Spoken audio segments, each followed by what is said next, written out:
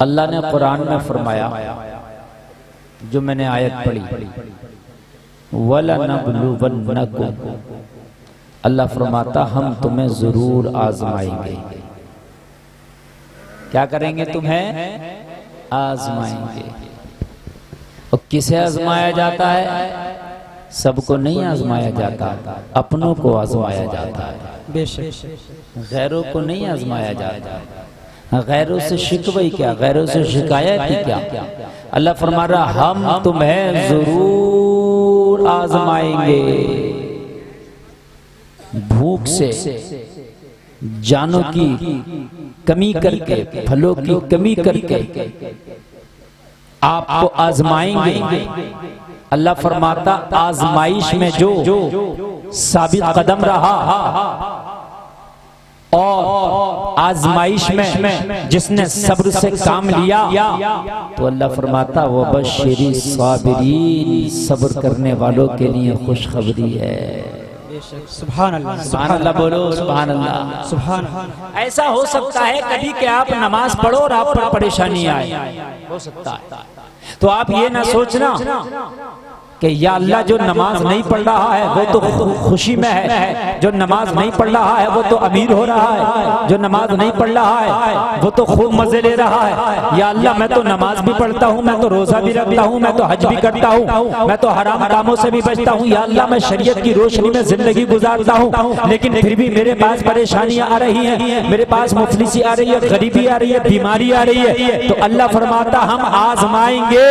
अल्लाह तुझे आजमा रहा है, अगर तू इसमें साबित कदम रहा तो अल्लाह फरमा रहा है कि सब्र करने वालों के लिए खुशखबरी है। सुभान अल्लाह, सुभान अल्लाह। बात समझ में आ रही है? सब्र करने वालों के लिए क्या है? खुशखबरी। करबला में हुसैन को आजमाया गया, वरना पानी किसकी ताकत थी कि हुसैन से दूर रख दिया जाता?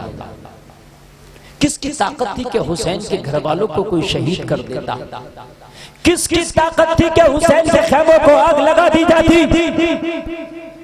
किसकी ताकत थी अली असगर को तीर मार दिया जाता? किसकी ताकत थी इमाम कासिम की जवानी लूट दी जाती? किसकी ताकत थी कि अली अकबर का शबाब लूट दिया जाता? किसकी ताकत थी अब्बास अलमबरदार के बाजू ले लिए जाते? मगर साहब ये आजमाइश है, और जितना बड़ा जिसका रुतबा होता है उतनी ही बड़ी उसकी आजमाइश होती है। सुभान अल्लाह,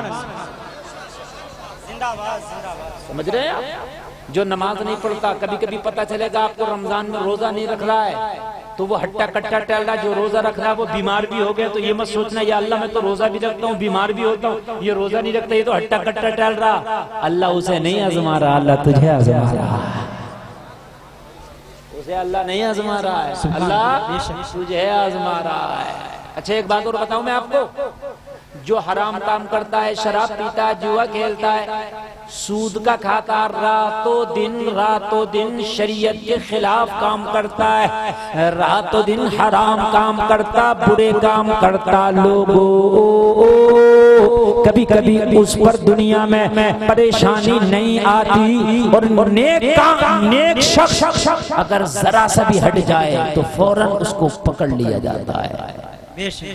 कभी देखना आप नेक आदमी जरा सा भी गलत कर ले, जरा सा भी, फौरन उस पर परेशानी। इसलिए कि मेरे भाई अल्लाह ने उसकी रस्सी को ढीला छोड़ दिया है, और अल्लाह ने तेरे ऊपर निगाहे करम बना के रखी है। जो बच्चे गलियों में टहल रहे हैं वो कुछ भी कर रहे हैं, उनसे मौलाना साहब कुछ नहीं कहते। जो बच्चे बाजारों में टहल रहे हैं वो कुछ भी करें, उनसे स्कूल में पढ़ाने वाला अध्यापक कुछ नहीं कहता। लेकिन जो बच्चा मदरसे में पढ़ने आता, अगर एक वक्त की नमाज भी छोड़ दे तो मौलाना तनवीर डंडा लेके उसके सामने हाजिरें क्यों छोड़ी। बात है कि नहीं यार? एक पढ़ नहीं रहा, कभी पढ़ता ही नहीं है, उससे मौलाना तनवीर कुछ नहीं कह रहे, मौलाना आरिफ उससे कुछ नहीं कह रहे जो कभी पढ़ता ही नहीं। जिसने एक टाइम की छोड़ दी, आप डंडा लेके उसके सामने खड़े हो गए तो कहेंगे मौलाना जो मदरसे का है ही नहीं, मेरा है ही नहीं, वो पढ़े न पढ़े मुझे कोई मतलब नहीं, और जो मेरे मदरसे का है उस पर मेरी निगाह बनी हुई है, उसे नहीं छोड़ने दी जाएगा। बात समझ रहे कि नहीं? उसे नहीं छोड़ने दिया जाएगा।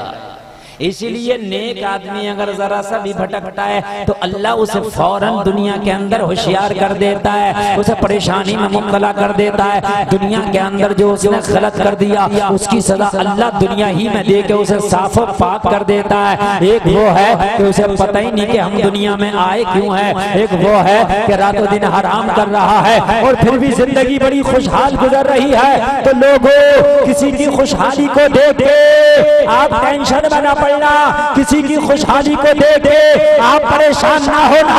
अगर तेरे ऊपर परेशानी है तो खुश हो जाना, इसलिए कि अल्लाह को जिनसे प्यार होता है अल्लाह उन्हीं को आजमाता है। सुभान अल्लाह, बेशक बेशक अल्लाह आजमाइश में डालता है? हजरत यूसुफ अल्लाह के नबी है, बोलो है कि नहीं है? सुना आपने 12वें और 13वें पारे में जिनका पूरा जिक्र है, भाइयों ने कुएं में डाल दिया, कितनी आजमाइश से गुजरे, कितनी परेशानी में पड़े, कितनी तकलीफ में पड़े लोगों। वरना भाइयों की क्या ताकत थी, कुएं में डालते। अगर हजरत यूसुफ दुआ कर देते तो कुएं में भाई ना डाल पाते, और डाल दिया था तो खाली दुआ से हजरत यूसुफ मिनट से पहले निकल जाते। मगर लोगों, कुएं में हजरत यूसुफ को डाला गया, आजमाइश है, नबी है। हजरत यूसुफ को कुएं से निकाला तो मिस्र के बाजार में गुलाम बना के बेचा गया, आजमाइश है, इसलिए कि अल्लाह के नबी है। और जब गुलाम बना के बेच दिया गया, जुलेखा ने खरीद लिया, तो फिर आप पे इल्जाम लगाया गया, तोहमत लगाई गई, 12 साल तक कैद में डाला गया। वरना किसकी ताकत थी कि यूसुफ को कैद खाने में डाला जाता? किसकी ताकत थी कि हजरत यूसुफ को सजा दी जाती? कितनी बड़ी आजमाइशों से गुजारा, कुएं में डाला, गुलाम बना के मिस्र के बाजार में बेचा, और जब बाजार में बेच दिया तो तोहमत लगा के कैद में डाल दिया। ये आजमाइशों से गुजारा।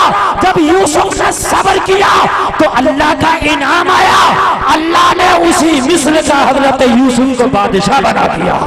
सुभान अल्लाह, बेशक सुभान अल्लाह, बेशक जिंदाबाद जिंदाबाद, सुभान अल्लाह। आप लोग बहुत खामोशी से सुन रहे हैं, और मैं जो बिल्डिंग बनाना चाहता हूँ, जहाँ से मैं न्यू लेकर चल रहा हूँ ना, खुदा की कसम मैं वो चाहता हूँ कि अगर आज आपने तकरीर मोहब्बत से सुन ली तो जिंदगी बदल जाएगी। जुलेखा ने खरीदा और फिर तोहमत लगा के कैद खाने में डलवाया 12 साल तक। आजमाइश थी कि नहीं थी? है? आप ये भी तो कह सकते थे, मौला जुलेखा गलत है, तू जानता है, तेरा यूसुफ हक पर है, तू जानता है, तो कैद उसे देनी चाहिए थी, मुझे क्यों दी? मगर यूसुफ जानते हैं कि अल्लाह ने फरमाया अपनों को अल्लाह जरूर आजमाता है। ये आजमाइश है, अल्लाह आजमा रहा है। अगर तू मौला आजमा रहा है तो तेरा यूसुफ तेरी रजा में राजी है। और फिर जब उसका इनाम हुआ तो क्या हुआ कि मिस्र का बादशाह बना दिया। जिन भाइयों ने कुएं में डाला था, अल्लाह ने भाइयों को यूसुफ की चौखट पे लाके खड़ा कर दिया। ये साइल बन के यूसुफ की चौखट पर खड़े हैं, कह रहे हैं यूसुफ शहज़दा है, यूसुफ की नान में कहत पड़ गया है, कुछ करम कर दो, गल्ला दे दो। अल्लाह ने दिखा दिया यूसुफ, एक वक्त वो भाई ये कुएं में डाल रहे थे, तुम खामोश होकर हमारी रजा में राजी थे, तुमने सब्र किया, हम तुम्हारे साथ हैं। आज तेरी चौखट पे यूसुफ हमने सारे भाइयों को खड़ा कर दिया। बात समझ रहे कि नहीं समझ रहे आप? तो आपको परेशानियां आ सकती हैं। आप जलसा सुन रहे हैं, ये जिक्र हुसैन सुन रहे हैं, समझ रहे हैं आप? हो सकता है कि आपको खुराफाती लोग गलत समझें। कुछ लोग आज वो भी हैं जो अपने आप को हुसैनी कह रहे हैं, मगर उन्होंने सारी रास्ते की धूल सर पर रखी है उठा के इस वक्त, और कह रहे हैं मैं हुसैनी हूं, और सारे रास्ते की धूल सर पर है उनके। नमाज ना उन्होंने पढ़ी है और ना पढ़ने दी है। मैं अभी नमाज पढ़ रहा था जामा मस्जिद में, तो टन टनाटन लगातार कान पे बोल रहा था। बताओ हुसैनियों का ये काम है? नहीं, आप खुद बताइए। आप ना पढ़ी है ना पढ़ने दी है, हुसैन वो है जो नमाज पढ़ते भी हैं और पढ़वाते भी हैं। हुसैन वो है जो गला तो कटाते हैं मगर सजदा कज़ा नहीं करते हैं। हुसैन ही है, जबरदस्ती के हुसैन ही है, ये जबरदस्ती के लट्ठम लट्ठा के हुसैन। ऐसा हुसैन ही नहीं होगा। हर अपने आप को जबरदस्ती को मियां मैं भी तो कर रहा हूं, मैं प्रधानमंत्री हूं। लट्ठम लट्ठा चल रही है तो हम भी कह रहे हैं हम प्रधानमंत्री हैं। भाई बात है कि नहीं? तो तुम कहोगे मौलाना जबान से कहने से नहीं होता, ऐसे तो सब बन जाए। मैंने कहा फिर कैसे होता है?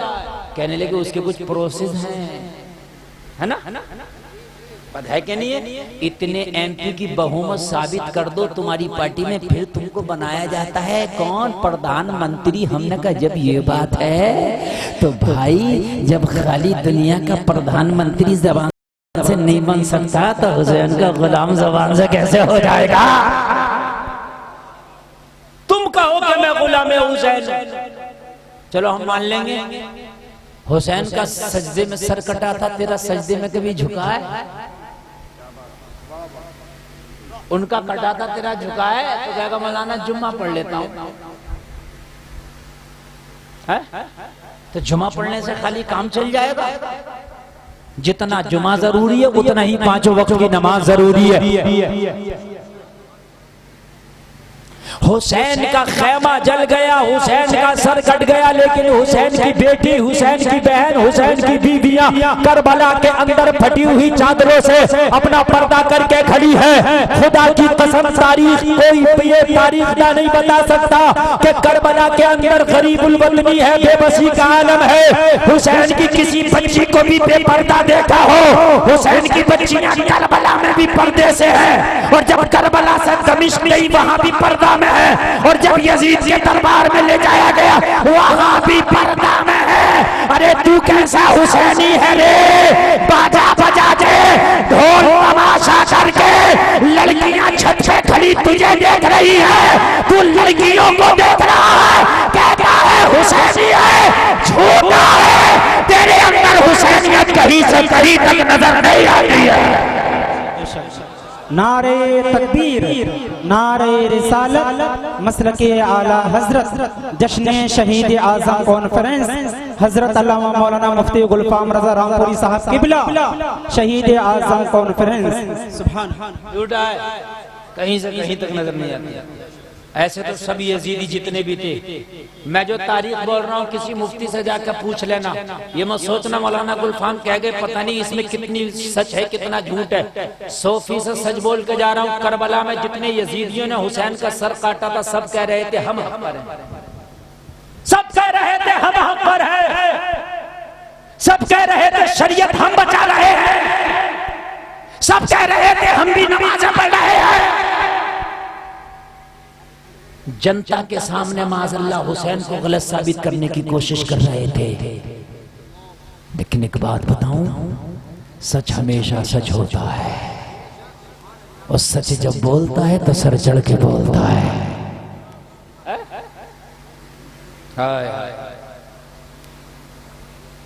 मुहर्रम आया तो हुसैनी जाग गया, चेहलम आया तो हुसैनी नजर आने लगा कि कौन हुसैनी है।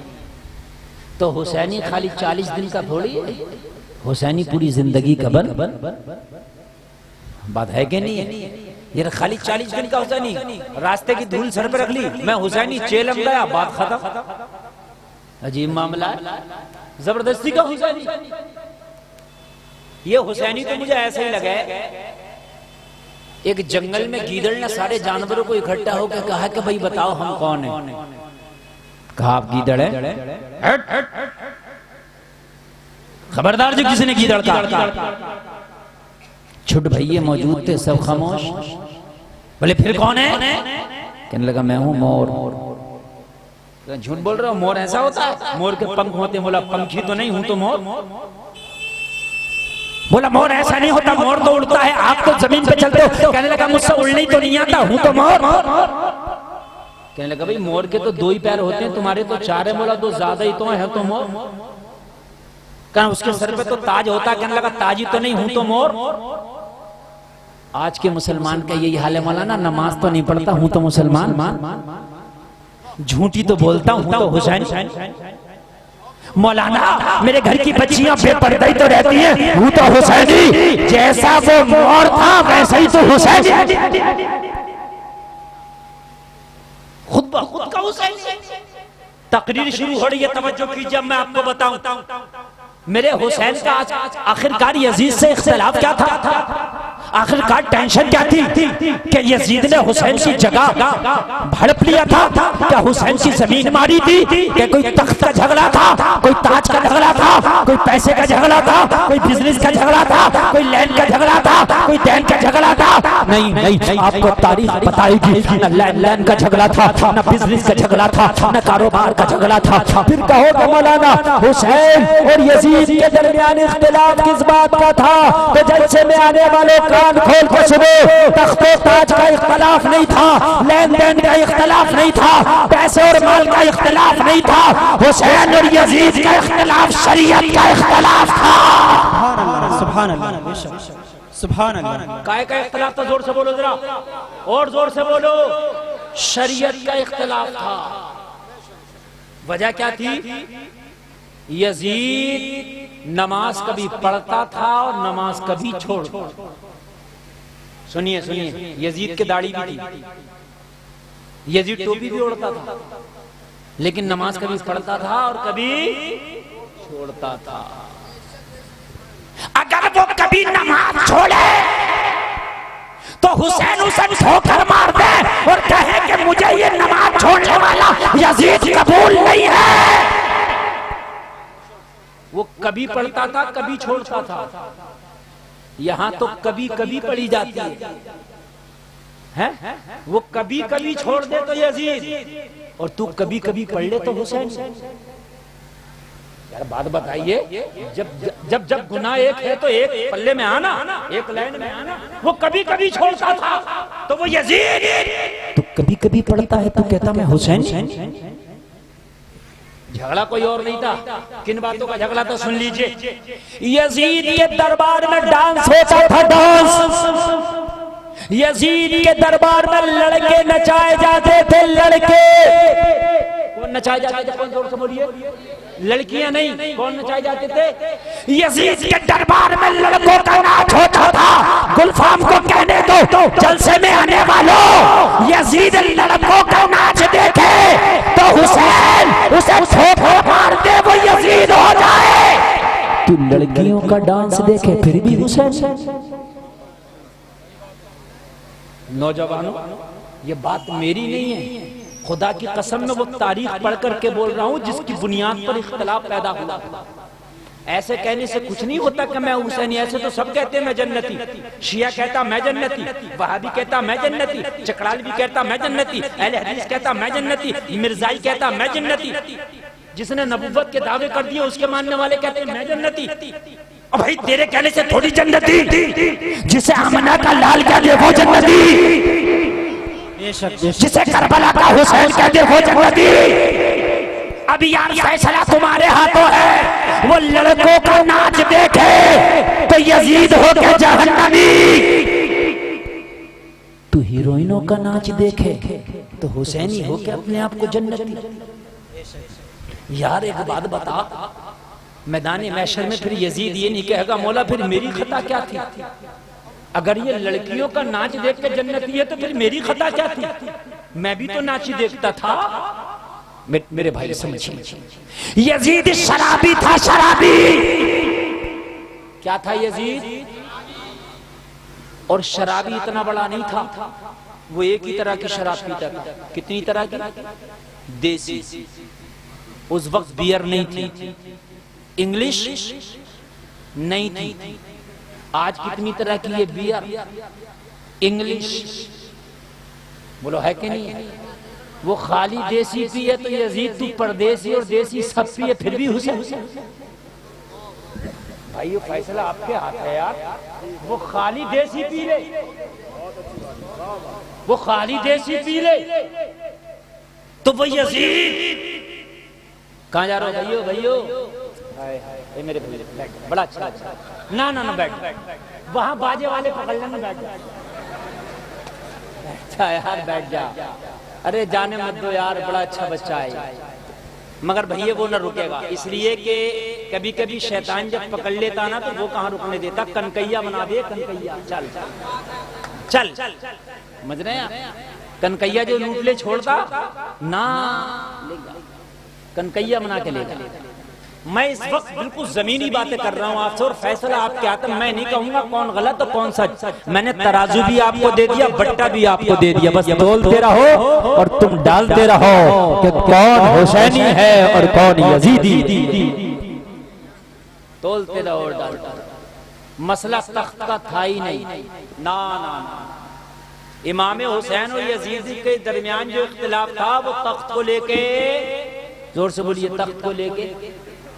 अगर तख्त को लेके इख्तिलाफ होता तो आज एक बात बताओ, अच्छा मुझे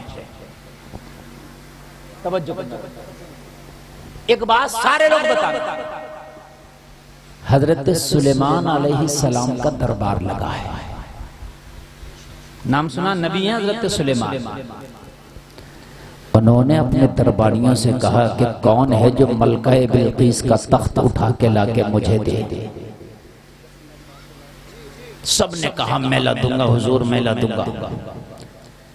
जिसने कहा मैं ला दूंगा, कहा बता कितनी देर में ला देगा, तो अपनी अपनी देरी बताई। हजरत सुलेमान ने कहा इतनी देरी मुझे बर्दाश्त नहीं, और जल्दी वाला है, और जल्दी वाला है। एक अल्लाह वाला खड़ा हुआ, नाम है आसिफ बिन बरखिया।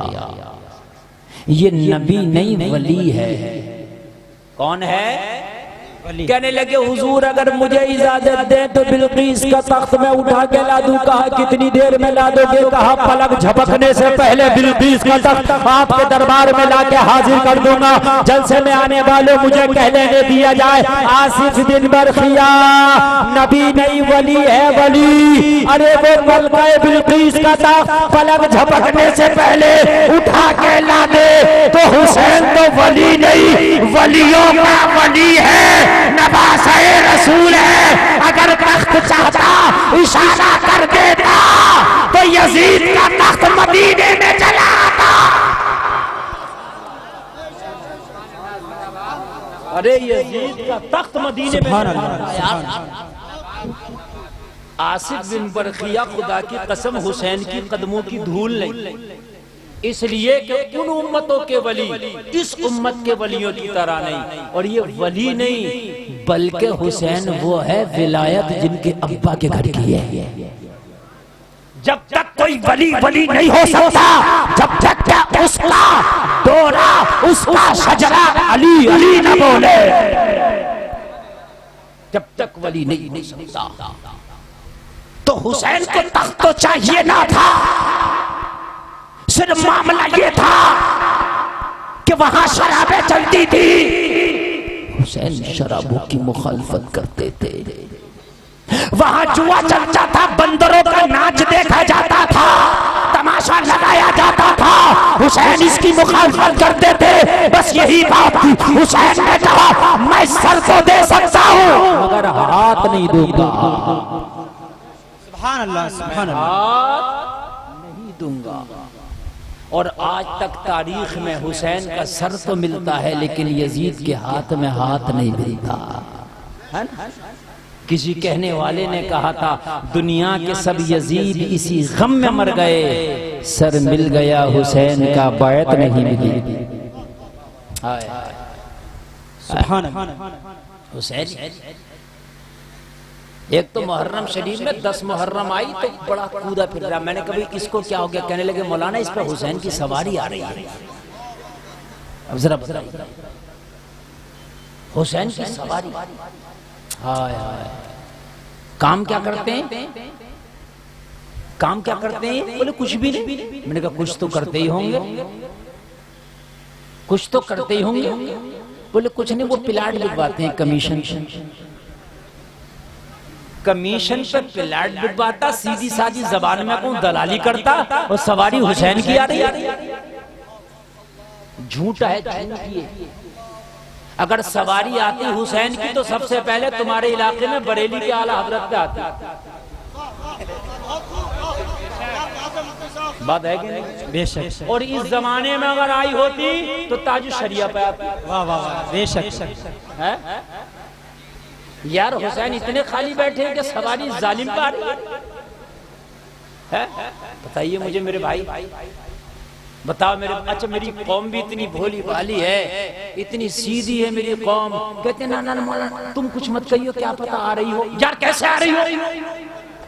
हमें जब सामने से दिख रही है नहीं आ रही है तो नहीं आ रही, आ रही, आ रही। कहते मौलाना ना ना क्या पता आ रही हो, क्या पता आ रही। अरे क्यों आ रही हो यार, हमें पता है नहीं आ रही है। हुसैन किसी पे नहीं आते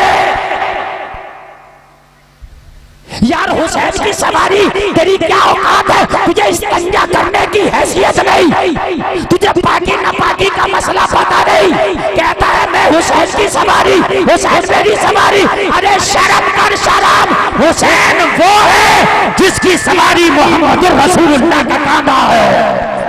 सुभान अल्लाह, नारे तकबीर, सुभान अल्लाह बोलो, नारे रिसालत, मस्त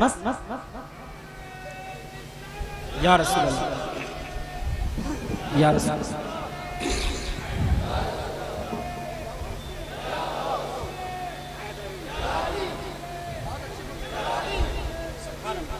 हुसैन की सवारी तुजनबाग पर आएगी। खुदा की कसम हुसैन वो है जिसकी सवारी मुस्तफा का कांधा है। मुस्तफा का कांधा जो इमामुल अंबिया है, जो इमामुल रसूल है, उसका कांधा हुसैन की सवारी है। तू नापाक कहता है मेरे ऊपर हुसैन की सवारी आती है, झूठा है झूठा। ओ जलसे में आने वाले, हुसैन पाक है, हुसैन का मिशन भी पाक है। सुभान अल्लाह, सुभान अल्लाह। मिशन भी पाक, बेशक। ये मिशन हो ही नहीं सकता हुसैन का। ना ये मिशन हुसैन का हो ही नहीं सकता। जिंदगी में नमाज नहीं, जिंदगी में कुरान की तिलावत नहीं, जिंदगी में सच्चाई नहीं, वुजू का मसला याद नहीं, खाली ढोल बजा के तो हुसैनी हो गया। खाली ढोल बजा के तो फिर तो जिनके काम शादियों में ढोल बजाना वो तो सबसे बड़े हुसैनी हो गए। मस्ताना बैंड, फलाना बैंड, धमाका बैंड। अरे कितने बैंड। दिल्ली में जाओ बैंड ही बैंड, शुरू से लेके कर दो एंड, हर जगह बैंड। बस अरे बात है कि नहीं है? तो फिर तो ये तो सबसे बड़े हुसैनी हो गए। ये तो हर जगह बजा रहे। बजा, यहाँ तू बजाएगा मरने के बाद बजाएगा, यहाँ बजाएगा मरने के बाद बजाएगा।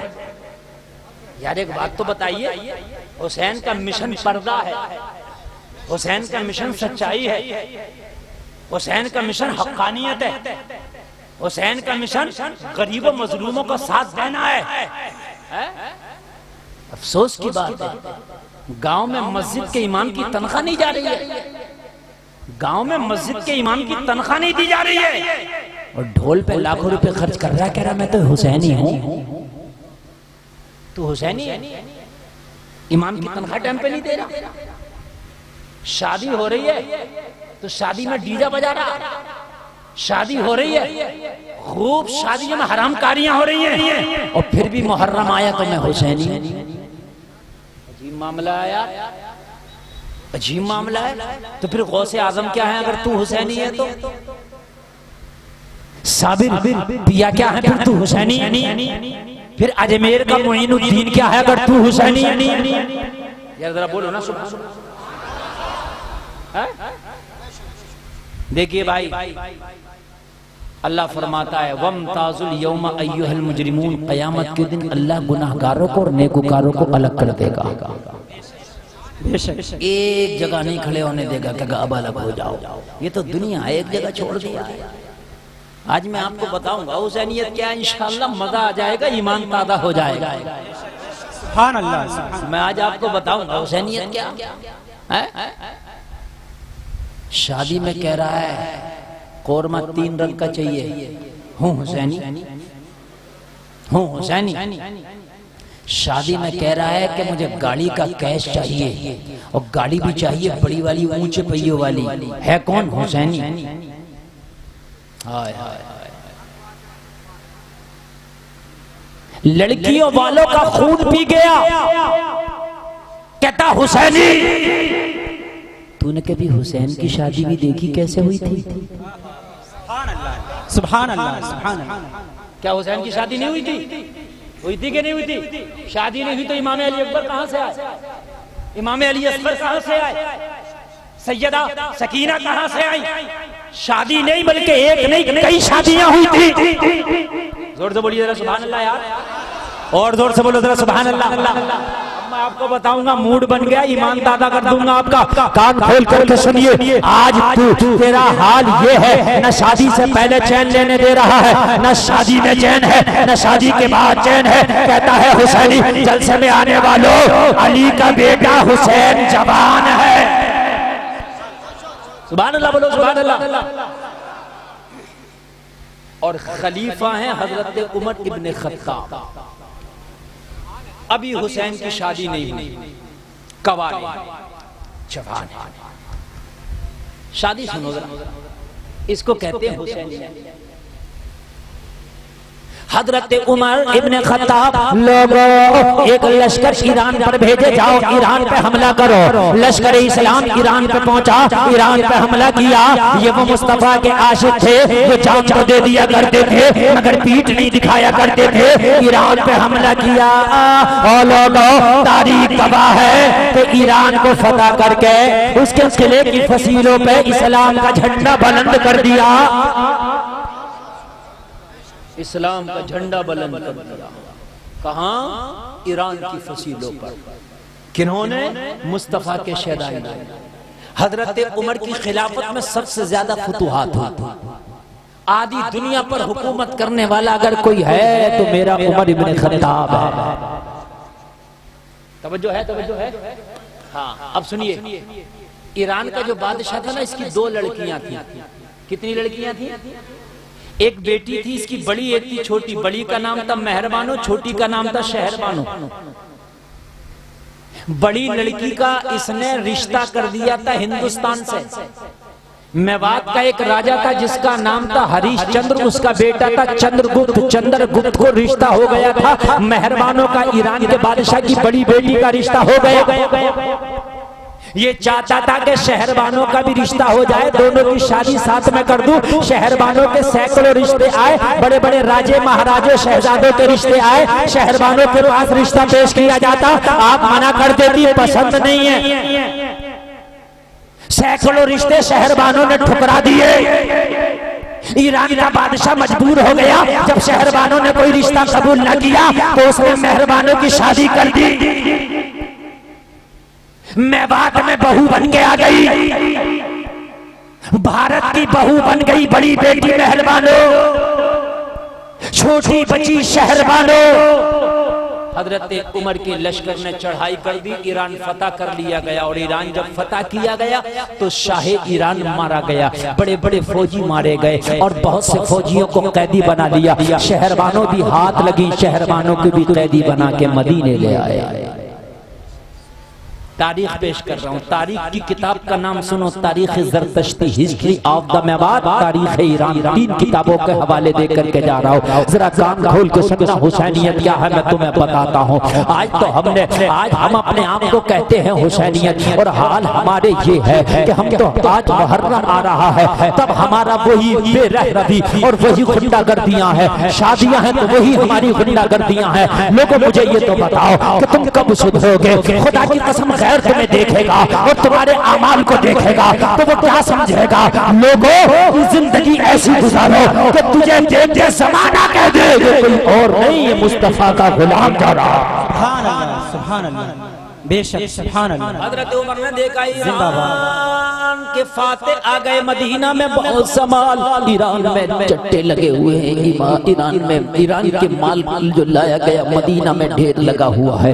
माले गनीमत हजरत उमर ने देखा, अल्लाह का शुक्र अदा किया, मौला तेरा शुक्र है। अब मदीना में कोई फाके से नहीं सोएगा। मौला अब मदीना में किसी को पेट से पत्थर नहीं मांगना पड़ेगा। मदीने के लोगों ने बड़ी गुर्बतें देखी है, मदीने के लोगों ने बड़े तकलीफों का सामना किया है मौला, कभी खाना खाया है, कभी पेट से पत्थर बांध के रातें गुजारी है, लेकिन अल्लाह तेरा शुक्र है कि तूने ईरान पर हमें फतह हासिल दी है।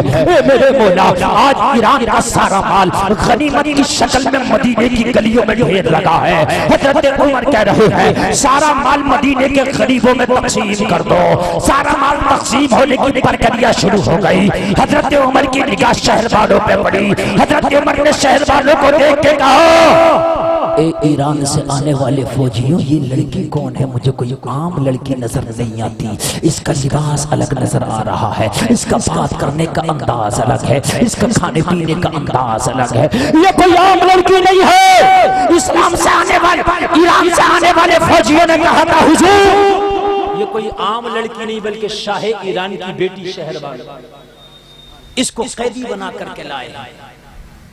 हजरत उमर ने फरमाया वाकई शहजादी ईरान है ये? हाँ हुजूर ये शहजादी ईरान है। हजरत उमर ने फरमाया तो सुनो मेरा फैसला ये है कि इसको किसी की कनीज नहीं बनाया जाएगा, इसको कैदी नहीं बनाया जाएगा, इसलिए कि ये ईरान में शहजादी बन के जिंदगी गुजारी है। मदीने में अगर इसको कैदी बनाया गया तो घुट घुट के मर जाएगी, अगर किसी की कनीज बनाया गया तो घुट घुट के मर जाएगी। एक काम करो, मदीने में कोई अच्छा सा नौजवान तलाश करो। हजरत उमर ने फरमाया कोई नौजवान मिल जाए तो उससे इसका अक्द करा दिया जाएगा, निकाह करा दिया जाएगा। ये कनीज बन के कैदी बन के जिंदगी नहीं गुजारेगी, किसी की बीवी बन के उसके घर की मलका बन के जिंदगी गुजारेगी। सुभान अल्लाह। बेशक हजरत उमर का जब ये फरमान सुना तो सारे सहाबा कहने लगे हुजूर, ईरान से आने वाले सारी फौजी कहने लगे हुजूर ये नामुमकिन है, ये लड़की बड़ी मगरूर है। इसने बड़े बड़े राजे को ठुकराया, बड़े बड़े महाराजों को ठुकराया, बड़े बड़े शहजादों को ठुकराया, इसने किसी को पसंद नहीं किया है। इसने जब राजे महाराजों को ठुकरा दिया तो मदीने के गरीबों को कैसे पसंद करेंगे? हुजूर ये किसी को पसंद नहीं करेगी। आपको शायद इसके बारे में मालूम ना हो, बड़े बड़े राजे महाराजों के रिश्ते गए इसके घर पर, लेकिन ये ठुकराती रही। जब इसको शहजादे राजे महाराजे पसंद ना आए तो मदीने के गरीब टाट का लिबास पहनने वाले मदीने के गरीब कैसे पसंद आ जाएंगे? हजरत उमर का जवाब सुनोगे तड़प जाओगे। कहा तुम्हारी नजर में कोई मदीने में नौजवान नहीं? सबने कहा हुजूर हमारी नजर में नहीं। हजरत उमर ने फरमाया मेरी नजर में मदीने में एक नौजवान है। जरा बोलो सुभान अल्लाह। अगर अच्छा लगे तो कोई खड़े होकर नारा लगाना, जरा तवज्जो करना। हजरत उमर क्या कहते हैं? सुनो। कहने लगे मेरी नजर में एक नौजवान है। कहने लगे हुजूर आपकी नजर में कौन है? कहने लगे सुने, अगर ये ईरान की शहजादी शहरबानो है तो मेरी नजर में इस्लाम का शहजादा अली का बेटा हुसैन है। अगर इसे शहजादी ईरान होने पे नाज है तो मुझे हुसैन के शहजादा इस्लाम होने पे नाज है। सुभान अल्लाह, अल्लाहु अकबर, या रसूलुल्लाह, या गौस जिंदाबाद, या अली, या अली। हजरत हुसैन का नाम ले दिया। हजरत उमर ने कहा मेरी नजर में हुसैन है। अब जब हुसैन का नाम आया सब खामोश। हुसैन का नाम पेश किया गया, सब खामोश। जलसा में आने वालों अपनी हुसैनियत को चेक करो कि इस रास्ते पर चल रहे हो या इससे हटे हो। अगर इससे हट गए तो कयामत के दिन हुसैन तुम्हें हुसैनी नहीं बोलेंगे, और कयामत के दिन हुसैनी वही कहलाएगा जिसे अली का बेटा कह दे मौला ये हुसैनी है। बेशक तेरे मेरे शोर मचाने से नहीं होगा हुसैन, तेरे मेरे शोर मचाने से नहीं होगा हुसैन। कान खोल कर सुन लो मेरे भाइयों, किसी भी तारीख में जितने इमाम गुजरे हैं, चाहे इमाम बाकिर हो, चाहे इमाम मूसा काजिम हो, चाहे इमाम ज़ैनुल आबिदीन हो, चाहे इमाम जाफर सादिक हो, चाहे कोई और इमाम हो, किसी एक इमाम की तारीख में, किसी एक इमाम की जिंदगी में अगर मुझे कोई ढोल बजाना साबित कर दे तो मुंह मांगा इनाम गुलफाम देने तैयार। इससे बड़ी कोई बात, इससे बढ़कर कोई बात नहीं। मैं सारे ईमान में एक ईमान की बात नहीं कर रहा, मैं सारे इमामों की बात कर रहा हूं, चाहे इमाम बाकिर हो, इमाम मूसा काज़िम हो, इमाम सादिक हो, कोई इमाम हो, किसी भी इमाम की जिंदगी में तू हुसैनी इतना बड़ा नहीं है जितने हुसैनी ये इमाम है, इसलिए कि ये हुसैनी भी है और हुसैन का खून भी है। बता दें आप मुझे, किसी भी इमाम की जिंदगी में कोई नहीं बता सकता, कोई भी जो बता सकता हो, ये सिर्फ तुम्हारी बनाई हुई खुराफात है। हजरत उमर ने फरमाया हुसैन, सब खामोश। और ये रावजियत के मुंह पे बहुत बड़ा तमाचा है, जो रावजी ये कहते हैं कि अहले बैत की उमर से बनती नहीं थी, अहले बैत उमर को पसंद नहीं करते थे, उमर अहले बैत को पसंद नहीं करता था, उनके मुंह पे तमाचा है। बेटा तो उमर का भी जवान था, हजरत उमर अपने बेटे का भी नाम पेश कर सकते थे कि शहरबानों से निकाह करने के लिए मेरा बेटा जवान है, लेकिन उमर ने अपने बेटे का नाम नहीं लिया, जमाने को बता दिया कि उमर की नजर में उमर का बेटा होना और है, मोहम्मद रसूलुल्लाह का नवासा होना और है। सुभान अल्लाह, बेशक उमर का बेटा होना और है, मोहम्मद रसूलुल्लाह का नवासा होना और है। आए आए जरा गौर करें आप। हजरत उमर ने जैसे ही हजरत हुसैन का नाम लिया, कहा हुसैन की बारगाह में मेरा पैगाम पहुंचाया जाए। मौला हुसैन की बारगाह में कासिद पहुंचा और पहुंचने के बाद में कहा आपका निकाह कराना चाहते हैं, आपका रिश्ता आया है। हजरत उमर का जैसे ही पैगाम पहुंचा, मौला हुसैन ने फरमाया किसने मेरा रिश्ता भेजा है, कौन मेरा अक़्द कराना चाहता है? कहा अमीरुल मोमिनीन खलीफतुल मुस्लिमीन हजरत उमर इब्ने खत्ताब आपका निकाह चाहते हैं, आपके लिए एक लड़की को पसंद कर लिया गया है। लोगों जरा गौर करो, हजरत हुसैन की मोहब्बत देखो कि उमर से कितनी मोहब्बत करते हैं। अगर मोहब्बत ना होती तो मौला हुसैन कहते मेरी शादी कराने वाले उमर कौन होते हैं, मेरा रिश्ता लगाने वाले उमर कौन होते हैं, लेकिन मोहब्बत देखो। मौला हुसैन ने कहा अगर अमीरुल मोमिनीन को रिश्ता पसंद है तो हुसैन को भी ये रिश्ता मंजूर है, हुसैन को भी ये रिश्ता। लेकिन मेरे मौला हुसैन ने फरमाया नौजवानों अगर वाकई हुसैनी हो तो हुसैन के नक्शे कदम पे चलना। कहा अमीरुल मोमिनीन अगर रिश्ता पसंद किए हैं तो मुझे पसंद है, लेकिन एक काम कर लो, पहले जाके बाबा अली से पूछ लो, अगर उनकी भी रजा है तो हुसैन राजी है। वफादार बाप का बेटा है, मुत्तकी बाप का बेटा है, सच्चे बाप का बेटा है तो खुद भी सच्चा है। बाप से पूछ लो, निकाह हुसैन का बाप से पूछ लो, ये हुसैन है।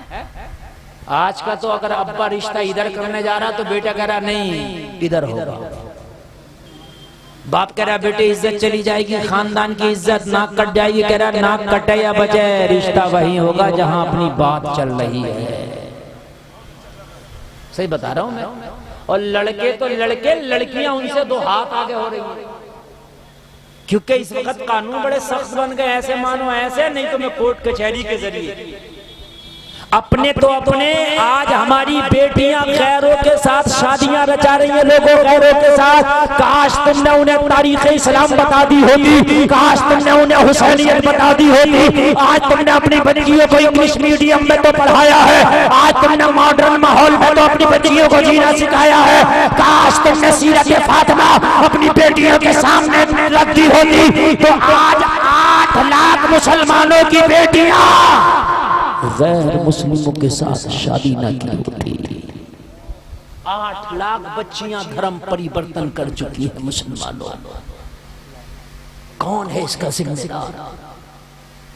हम इसके जिम्मेदार हैं। हम अपने घरों के अंदर मॉडर्न माहौल तो पैदा करने की कोशिश करते हैं, लेकिन कभी हमने हुसैनी माहौल पैदा नहीं किया। नौजवानों शादी करो तो खबरदार। हाँ, कुरान ने ये कहा है पसंद का निकाह करो, मगर ये नहीं कहा है कि बाप को नाराज कर दे, माँ को नाराज कर दे। पसंद के निकाह का मकसद ये नहीं है कि बाप के अरमानों का जनाजा निकाल दे, माँ के अरमानों का जनाजा निकाल दे। नहीं,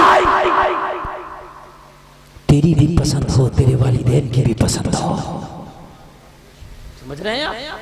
और कान खोल के सुन लो नौजवानों, बहुत इस तकरीर में आज नौजवान ज्यादा हैं। अगर तुम्हारी जिंदगी में कभी ऐसा मोड़ आए, कोई लड़की किसी मोड़ पे तुमसे ये कह दे कि मैं सबको ठोकर मार के तुझसे शादी करूंगा, मैं अपने भाई माँ बाप खानदान सबको कुचल दूंगी तुझसे शादी के लिए, तो चाहे रक्षा चलाने वाली की बेटी से निकाह कर लेना, लेकिन इससे हरगिज हरगिज निकाह ना करना। प्यार में अंधे हो जाते हो, अंधे।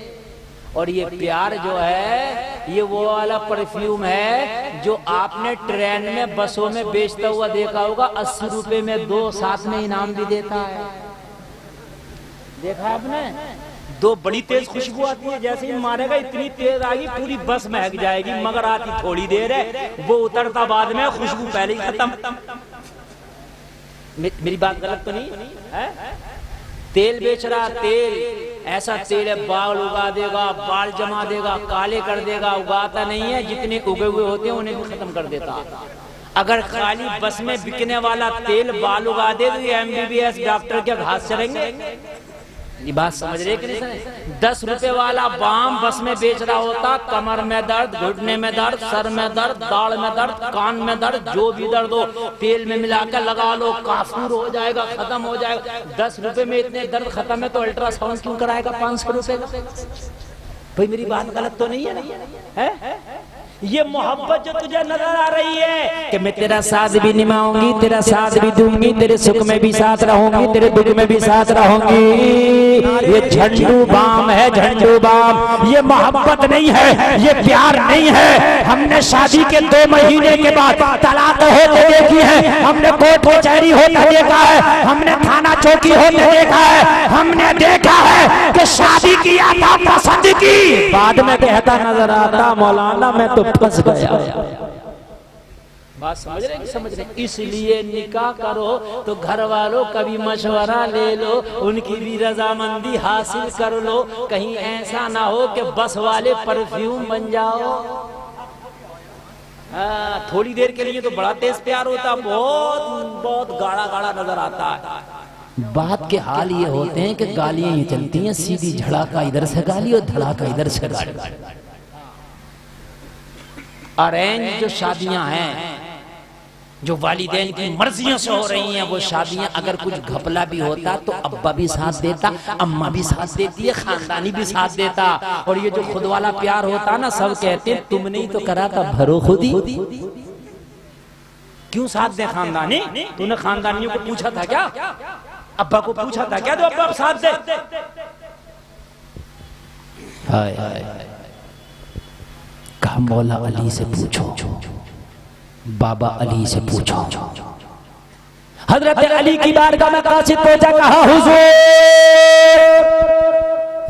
अमीरुल मोमिनीन ने निकाह का पैगाम भेजा है, हजरत हुसैन के लिए एक लड़की पसंद की है, मौला अली ने देखा भी नहीं, लेकिन आपस में मोहब्बत इतनी है, ये भी राफियत के मुंह पे तमाचा है। मौला अली ने फरमाया अगर उमर की पसंद है तो अली की भी पसंद है।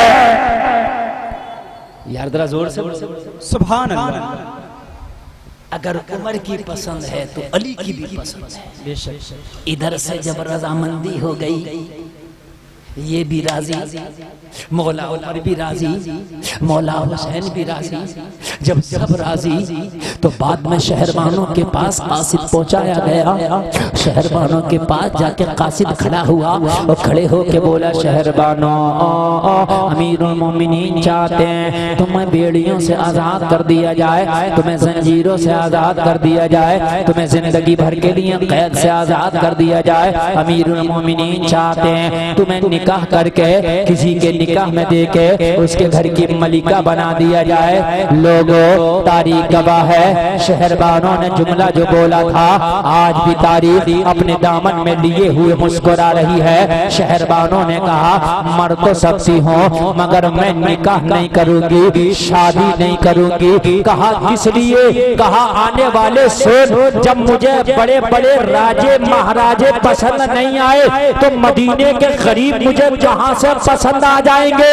ये बेफजूल की बाफजूल की बात ना कर, मेरे सामने आके टाइम खराब ना कर। शहर वालों को कोई लड़का पसंद नहीं आ सकता। आने वाले कासिम ने कहा था, शहर वालों ये तुम्हारे लिए उमर की तरफ से ऑफर है, एक बार नजर डाल के देख लो।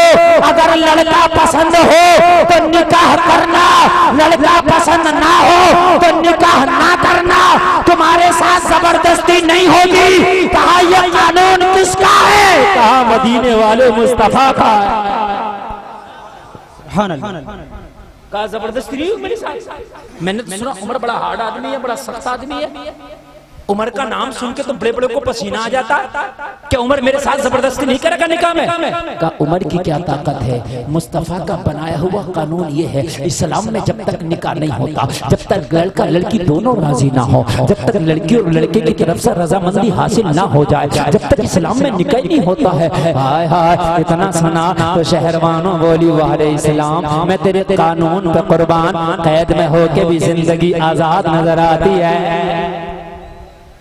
कैद में है लेकिन निकाह करने का, शादी करने का इख्तियार शहरवानों के ऊपर रहेगा। कहा हाँ इस्लाम का कानून ही ये है, इस्लाम का कानून ही, और यही कानून है। आज भी तुम्हारे यहाँ निकाह होते हैं तो लड़की से पूछा जाता कि नहीं पूछा जाता?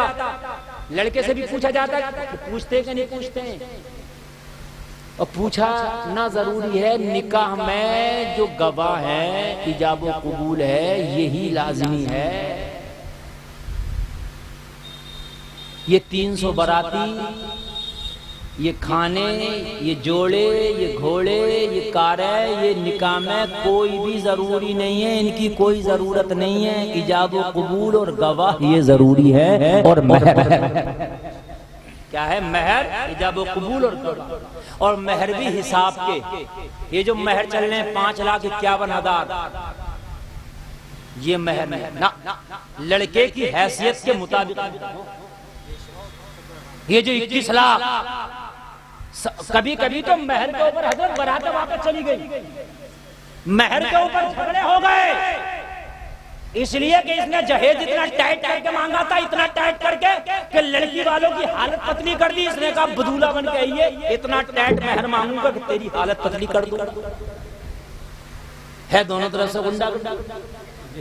और नबी फरमाते निकाह को आसान करो।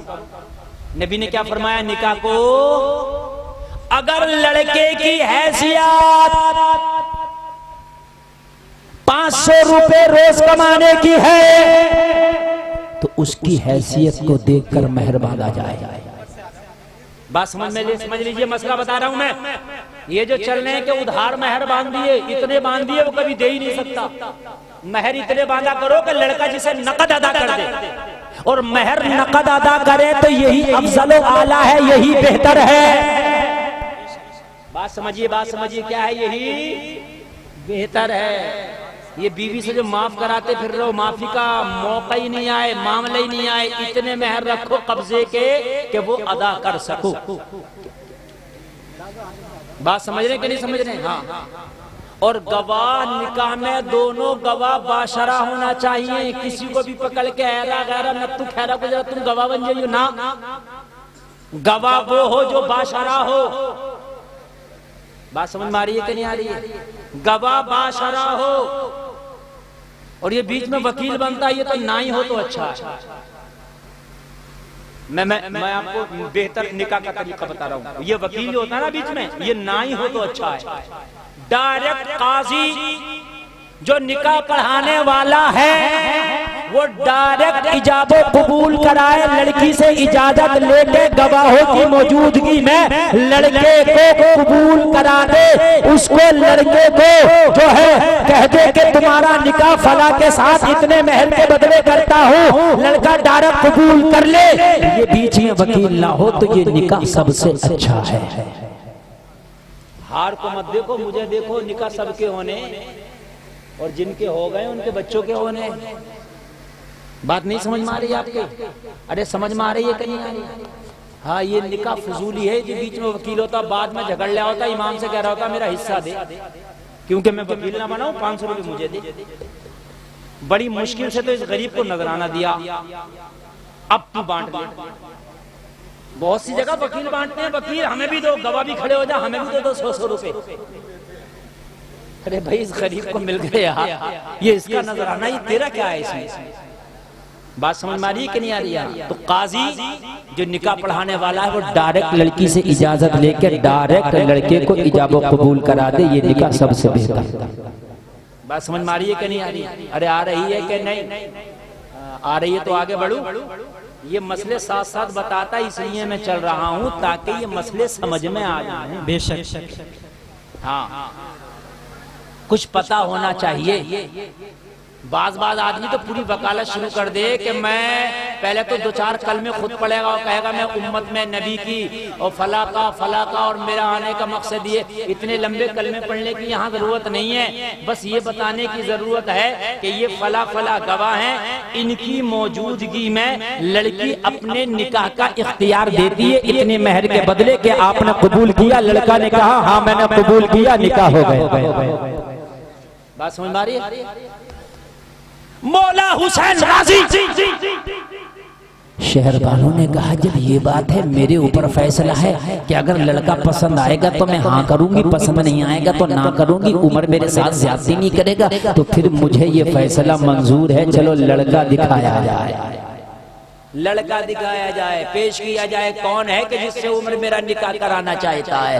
कौन है कि जिसके साथ मेरा अक़्द कराना चाहता है? लोगों जरा गौर करो, हजरत शहरबानो इधर तैयार है, इधर मौला हुसैन तैयार है। तारीख कहता है, तारीख नवेश कहता है, इधर मौला हुसैन को लाया गया, उधर से शहरबानो को लाया गया। जब आमना सामना हुआ, शहरबानो से कहा अब जरा थोड़ा सा निगाह उठा कर देखो, होने वाला नौशा ये है, होने वाला दूल्हा ये है, होने वाला शोहर ये है। शहरबानों का बयान है कि जैसे ही मेरी निगाह मौला हुसैन के चेहरे पे पड़ी, मौला हुसैन का चेहरा शहरबानों ने देखा तो झूठ के बोली उमर, मैं कसम खा के कहती हूँ ये चेहरा जो मेरे सामने लाके तुमने खड़ा कर दिया है, इस चेहरे को मैंने अपने ख्वाबों में एक बार नहीं बल्कि पूरे 100 बार देखा है। बताने वाला, दिखाने वाला बार बार यही चेहरा मुझे दिखाता है और दिखा के हर बार यही बताता है शहरबानो तुम्हारा शोहर यही होगा, तुम्हारा शोहर यही होगा। मैंने जो आज तक किसी भी लड़के को कबूल नहीं किया उसकी वजह यह थी कि मुझे ख्वाबों का शहजादा पसंद था। मैंने कसम खाई थी अगर मैंने निकाह करना है तो ख्वाबों के शहजादे से करना है, मैंने अगर निकाह करना है तो इसी से करना है जिसको मैंने ख्वाबों में देखा है। अरे मैंने तो इस चेहरे को ख्वाबों में एक बार नहीं 100 बार देखा है। अल्लाह अल्लाह जरा गौर करो, जैसे ही मौला हुसैन के बारे में शहरबानों ने अपना डिसीजन दे दिया, निकाह की तैयारी हो गई, मौला अली ने निकाह करा दिया, हजरत उमर ने मेहर की रकम अदा कर दी, निकाह हो गया, निकाह हो गया। जरा गौर करना, निकाह हो गया। कितना सादा, कितना सिंपल ये है निकाह। हमारे भी निकाह है, हमारे यहाँ भी शादियां हैं।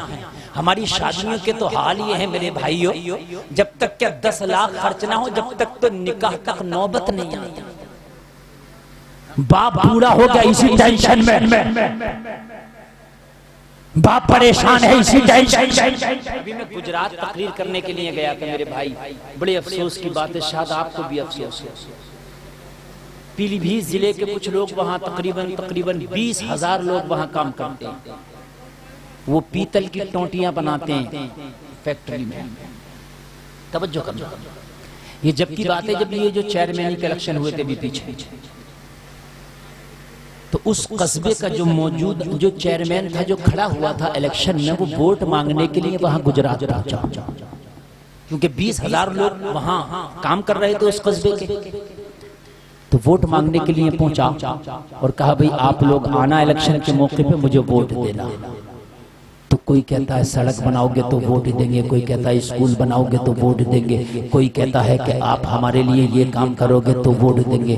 खुदा की कसम उन 20,000 लोगों ने एक ही बात कही थी। मैं तकरीर करने के लिए गया हुआ था, वहीं उसी वक्त मेरे सामने की बात है, कहा था चेयरमैन साहब अगर अल्लाह आपको जिता दे हम आपको वोट देंगे, तो हमारा जो कस्बा है ना उसमें सिर्फ एक कानून बना देना, वो ये कानून बनाना कि कोई भी जहेज ना लेगा ना देगा।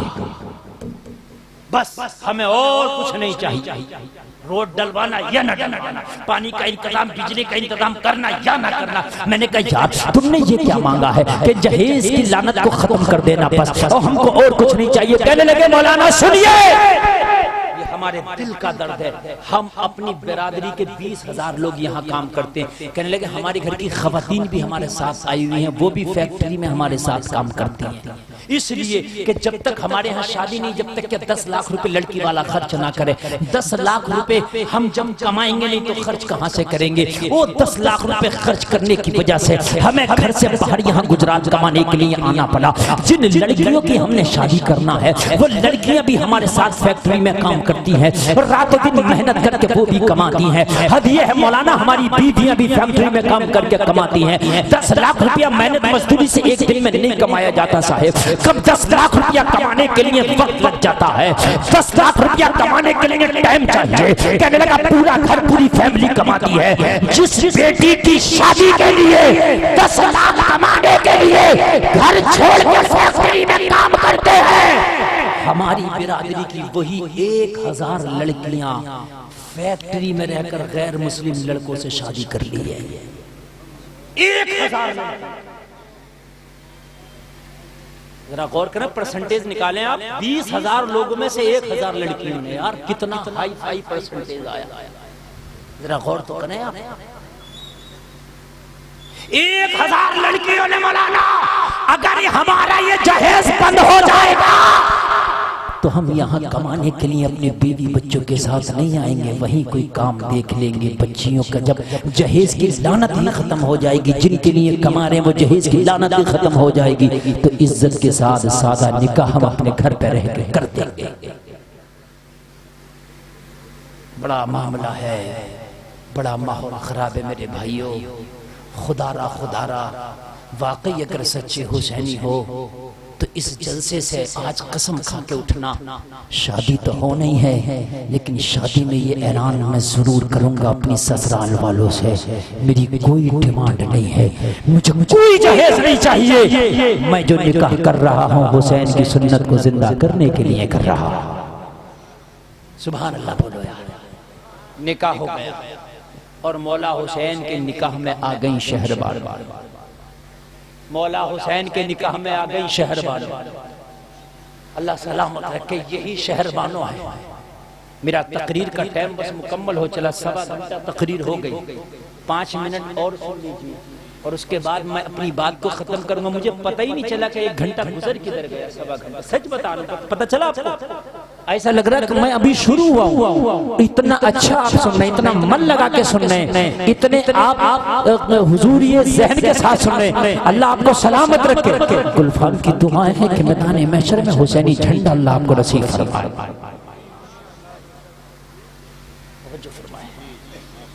यही शहरबानो मौला हुसैन के साथ करबला में पहुंची। तवज्जो है, कहाँ पहुंची है? अब मैं तारीख पेश कर रहा हूँ। हुसैन का एक रिश्तेदार कहाँ है? इंडिया में है कि नहीं है? वो मैंने हवाले से बात की है। मेवात का राजा के घर में बड़ी बहन है शहरबानो की, मेहरबान। हुसैन जब करबला के लिए मदीना से निकले तो ये बात मेवात के राजा चंद्रगुप्त को पता चल गई कि अली का बेटा हुसैन करबला से कूफा के लिए निकल चुका है। तवज्जो करना, तवज्जो। इसने 10,000 ब्राह्मणों को इकट्ठा किया और इकट्ठा करने के बाद एक खत लिखा और खत लिखे कहा जितनी जल्दी हो सके आप कूफे के रास्ते पर जाओ और जहां भी रास्ते में तुम्हें हुसैन मिल जाए ये मेरा खत हुसैन को दे दो। मेवात के राजा ने जो खत भेजा, क्या था खत में लिखा हुआ? मफहूम क्या था खत का? खत का मफहूम ये था, हुसैन आप कूफा ना जाओ, कूफा के लोग बेवफा है, आपके बाबा अली को इन्होंने शहीद किया था। हुसैन आप मेवात आ जाओ, अगर आप मेवात आ गए तो मैं अपना तख्तो-ताज तुम्हारे कदमों में समर्पण करके आपका सेवक बन जाऊंगा। पूरी जिंदगी में आपकी सेवा करूंगा, पूरी जिंदगी में आपकी खिदमत करूंगा। हुसैन आप कूफा ना जाओ, आप मेवात आ जाओ। ये खत में लिख कर भेजा था, लेकिन तख्त तो चाहिए ही नहीं था। वो बात अलग है कि इनकी मुलाकात हो नहीं पाई। ये जो लोग खत लेके पहुंचे थे, हुसैन से मुलाकात हो नहीं पाई। जब करबला में हुसैन पहुंचा ना, और जब आशूरे की रात आई, आशूरे की रात कौन सी? सुबह को 10 तारीख है, सर कटना है, आज जो रात है, तवज्जो करना, आज जो रात है, जिन रातों में हमारे नौजवान ढोल बजाते घूमते हैं, जिनमें हमारे नौजवान मोटरसाइकिलों पर कई लोग बैठ के स्टैंड करते हैं, जिन रातों में डीजे बजाकर डांस करते हैं और हुसैनी कहते हैं, जिन रातों के अंदर हाल ये होता है। मैंने देखा अभी इसी रास्ते से गुजरा था, शायद पीलीभीत का कोई इलाका था, कोई गांव था, मुहर्रम शरीफ का मौका था, उसमें ताजिए लाए गए, नाइट का मेला था, नाइट का। खुदा की कसम मिंबर रसूल पे बैठा हूँ, अगर झूठ बोलूं तो मैदान महशर में मुस्तफा की शफाअत नसीब ना हो। खुदा की कसम इससे बढ़ के जुमला नहीं कह सकता मैं। अल्लाह की कसम, रात का आलम, नाइट का मेला था, ताजिए चारों तरफ से लगे थे, चारों तरफ नौजवान लड़के और लड़कियां बेपर्दा मेकअप करके घूम रही थी, डीजे बजा रहा था, इधर लड़कियां बेपर्दा, इधर लड़के उनको देख रहे हैं, एक दूसरे से आंखें दो चार हो रही है।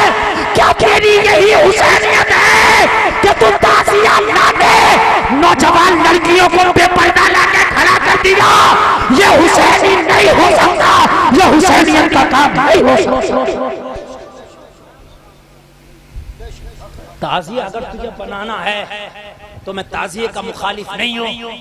रोज़ाए इमामे हुसैन का नक्शा बना के एक जगह रख लो, अगर उसे औरत ज़ियारत करे तो मर्द मौजूद ना हो, मर्द ज़ियारत करे तो औरत मौजूद ना हो।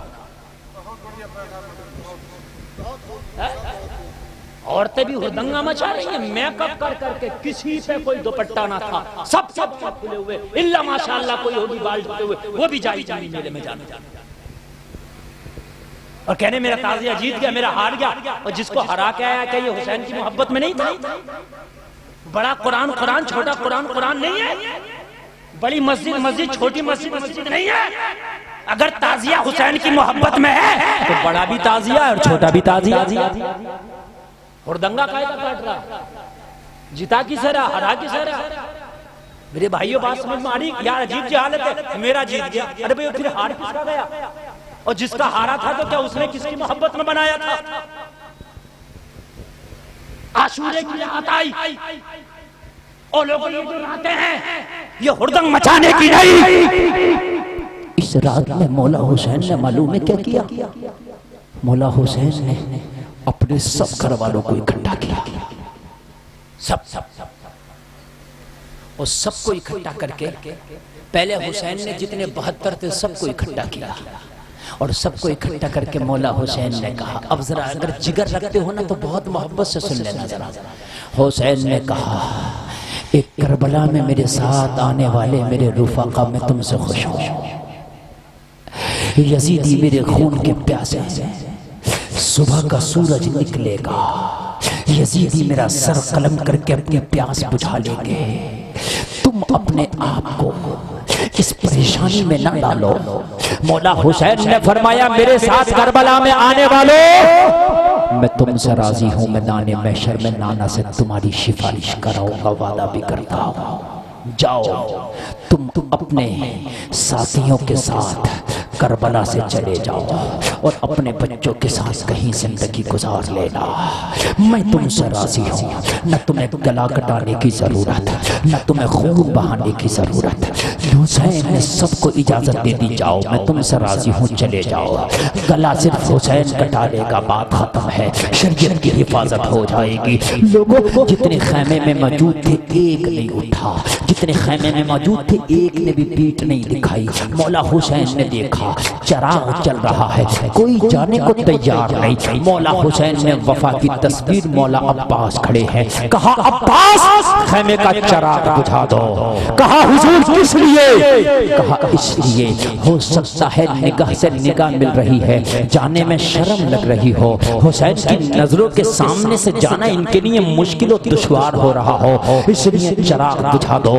अंधेरा पाकर मौका मिल जाएगा, फिर अगर कोई जाना चाहे तो हुसैन की नजर से नजर नहीं मिलेगी, ये नजर चुरा के जा सकता है। मौला अब्बास ने खेमे का चिराग बुझा दिया। फिर हुसैन के कहने पर काफी देर के बाद खेमे का चिराग जलाया गया। मौला हुसैन ने जब चिराग जलवाया, चिराग बुझा था तो खेमे में 72 थे। काफी देर के बाद चिराग जला तो 72 बैठे हैं। मौला हुसैन ने फरमाया, मैंने चिराग इसलिए बुझाया था ताकि मौका पाके चले जाओ। अर्ज किया, हुसैन खेमे का चिराग 1000 मर्तबा जलाया जाए, 1000 मर्तबा बुझाया जाए, मगर हमने कदम बढ़ाया है, पीछे नहीं हटाएंगे। हुसैन हमने हाथ उठाया है, गर्दन तो कटा देंगे मगर कदम पीछे नहीं हटाएंगे। सुभान अल्लाह। हमारी मोहब्बत चिरागों की मोहताज नहीं है, हमारी मोहब्बत उजालों की मोहताज नहीं है। हमारे दिल में जो आपकी मोहब्बत के चिराग जल रहे हैं, इन्हें कैसे बुझाएं? यहाँ तो जलसे में वादा करते हैं हराम काम नहीं करेंगे और फिर हमारे घरों में हराम काम हो रहे हैं। एक ने भी कदम पीछे नहीं हटाया।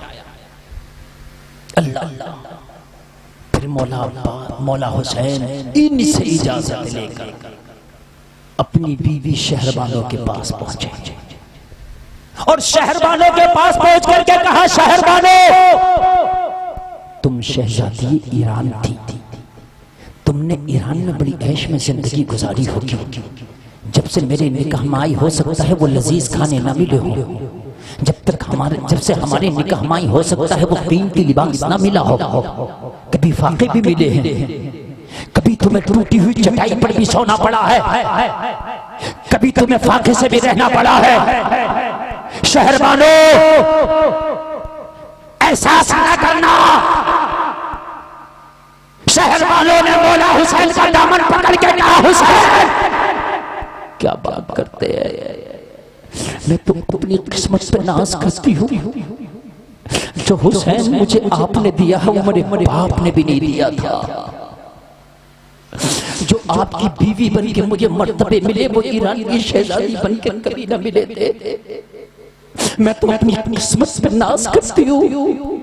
हुसैन जब मैं ईरान की शहजादी थी, जिधर से मेरी सवारी निकलती थी, लोग खड़े होकर इस्तकबाल करते थे, सब कहते थे होशियार खबरदार, शहजादी ईरान आ रही है। ये जलवे थे मेरे ईरान में शहजादी बनकर। लेकिन जब से मैंने आपसे निकाह किया है तो अब तो मेरे रुतबे बढ़ गए, मेरे मर्तबे बढ़ गए। ये दुनिया तो दुनिया, मैदान महशर होगा, नफसी नफसी का आलम होगा।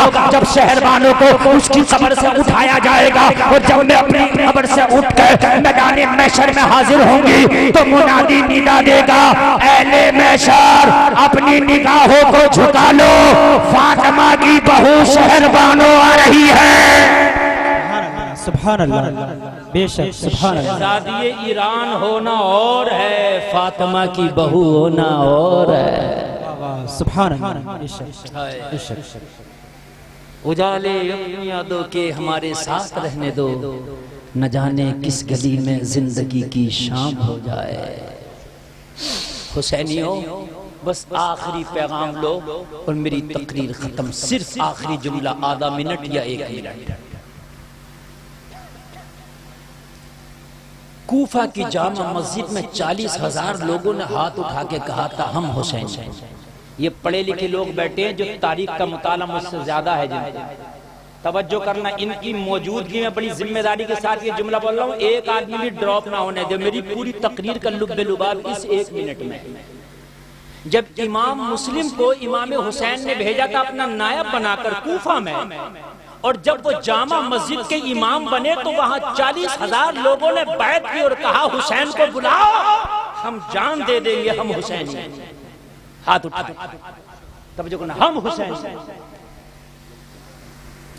लेकिन करबला के मैदान में जिनके हाथों में हुसैन के खिलाफ तलवारें थी, उनमें बहुत से लोग वो भी थे जिन्होंने कूफा की जामा मस्जिद में कहा था, हम हुसैन हैं। उन्होंने भी कहा था हम हुसैन हैं। लेकिन बाद में हुसैन के कत्ल में जो शरीक थे उनमें से भी बहुत से थे। ये कूफा की जामा मस्जिद वाले हुसैनी ना बनो कि हाथ उठाए, बैत तोड़ दिया, वादा खिलाफी कर दिया। हुसैनी बनो तो हुसैन के खेमे वाले बनो, चिराग जला भी बुझा भी मगर कदम पीछे नहीं हटा। सुभान अल्लाह का दो, सुभान अल्लाह, है ना? लोग खुराफाते करते रहें, नाचते रहें, डीजो पे नाचें, ढोल पे नाचें, लेकिन तुम वो हुसैनी बन के दिखाओ जो 72 हुसैन के खेमे में कह रहे थे हम हुसैनी हैं। मेरे भाइयों, यहाँ सच्ची हुसैनियत का कलाबा अपने गले में तू डालेगा, मैदाने महशर में नबी का नवासा हुसैन बोलेगा मौला ये हुसैन। अल्लाह आपको सलामत रखे, अल्लाह आपके ईमान और अकीदा की हिफाजत फरमाए। कहने में कोई खता हुई हो तौबा करता हूँ, मौला माफ फरमाए। कलमा शरीफ पढ़ें सब लोग, हाँ सब लोग कलमा पढ़ें, ला इलाहा इल्लल्लाह मुहम्मदुर रसूलुल्लाह। एक हमारे भाई बड़े अलील हैं, मुशर्रफ नाम है, मुसफ्फिर खां, बीमार हैं, अल्लाह जिक्र हुसैन के सदक़े, इमाम करबला के सदक़े उन्हें शिफा अता फरमाए। और इस मजमे में मुस्लिम जो भी बीमार है, इस महफिल के सदक़े अल्लाह उन सबको शिफा अता फरमाए। इस्लाम जिंदाबाद, व मा अलैना इल्लल बलाग।